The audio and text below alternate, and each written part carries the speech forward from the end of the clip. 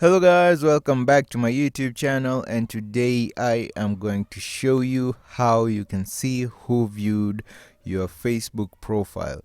So let's dive in.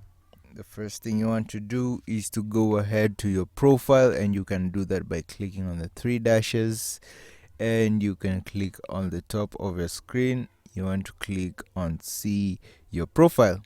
Click on see your profile.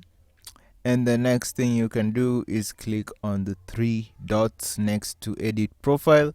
And what you want to do next is click on turn on professional mode.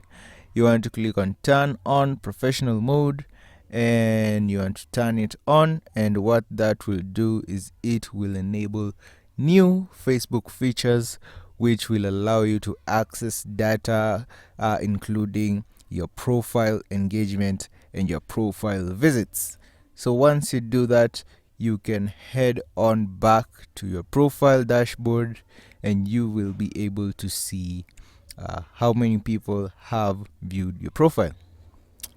Now, in order to see how many people viewed your profile needs to have engagement, meaning you need to have posted a couple of times and have a couple of people react to your posts and make visits to your profile.